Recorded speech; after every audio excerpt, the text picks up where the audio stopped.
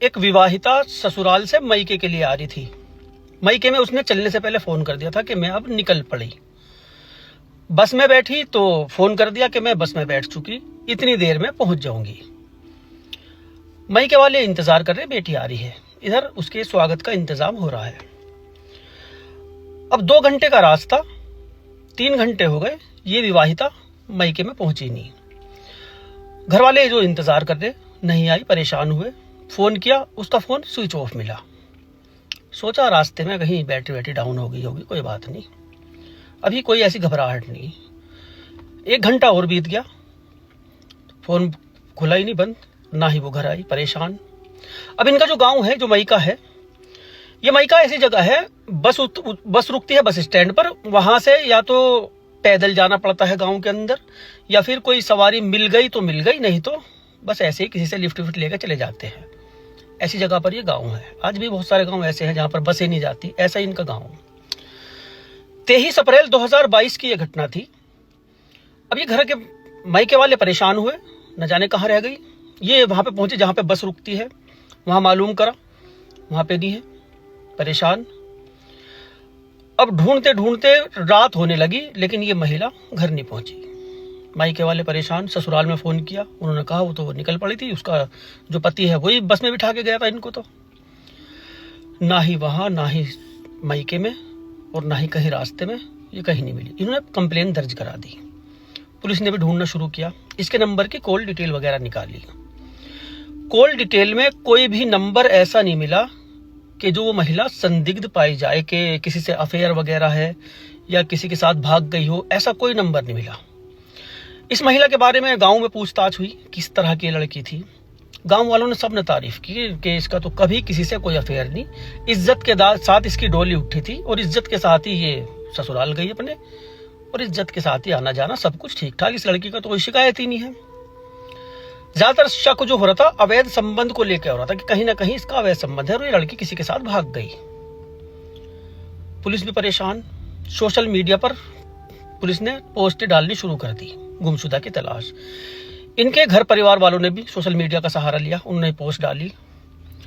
25 अप्रैल को, ये 23 अप्रैल की बात है, 25 अप्रैल को एक लड़का, 15-16 साल का ये लड़का अपने घर पे बैठा मोबाइल चला रहा। मोबाइल चलाते चलाते उसके आगे ये पोस्ट आई जिसमें इस महिला की गुमशुदा की रिपोर्ट दर्ज थी, लिख रखी थी वो कि इस तरह की महिला है। उस लड़के ने देखा, पढ़ा, पढ़ने के बाद अपने पापा से कहा, पापा ये तो मेरे साथ कार में बैठी थी। अब इसके पापा ने तवज्जो दी उस खबर पर, देखा उस पर कुछ नंबर लिखे हुए थे कि इन नंबरों पर संपर्क करें। इसके पापा ने एक नंबर मिलाया, नंबर मिलाने के बाद देखा वो लड़की का भैया का नंबर था। उससे बात की, उससे कहा, भाई हमारा बेटा है, उस दिन आया था एक गाड़ी से लिफ्ट लेके, और ये कह रहा है ये जो महिला जिसकी आपने तस्वीर दी है ये उसके साथ बैठी हुई थी, और जो 2 व्यक्ति उसके साथ थे वो भी उस गाड़ी में बैठे हुए थे, और ये लड़का मेरा जानता है उनको। अब 2-3 दिन हो गए थे, परिवार वाले इनके घर पे आए, लड़के से पूछा, लड़के ने बताया, जी हाँ, वो और मैं, हम दोनों पैदल पैदल आ रहे थे, हमें एक गाड़ी वाले ने लिफ्ट दी, मुझे अपने घर उतार दिया, इनका घर आ गया था, ये कहीं और जा रही थी, अब मुझे नहीं पता। फिर उनके साथ थी एक शख्स था कालूराम और एक था मंजू मीना।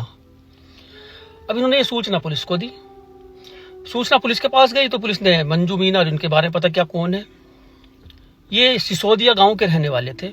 इनको उठाया, जब तोड़ा तो इन लोगों ने कबूल कर लिया कि इस महिला के साथ इन्होंने क्या दरिंदगी की थी।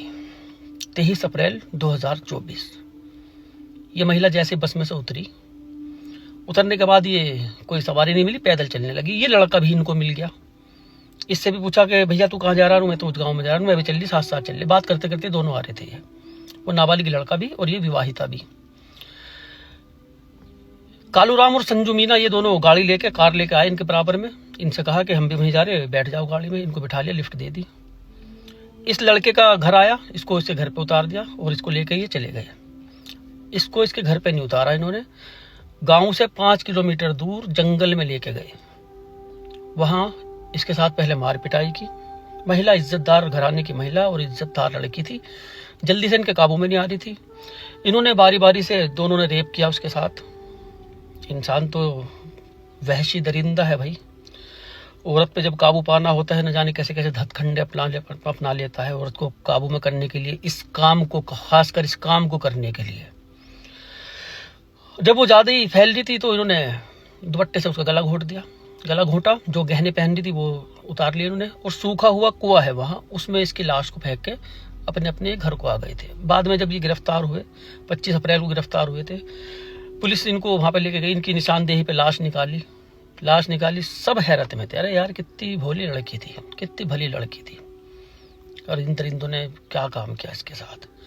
खैर 4 साल बाद इस केस में फैसला आया है।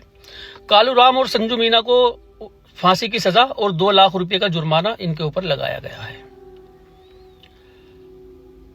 खुश रहो, आबाद रहो, जहां भी रहो, अपना अपनों का ख्याल रखो, बहन बेटियों का। हमारा मुल्क कैसा है यार, है?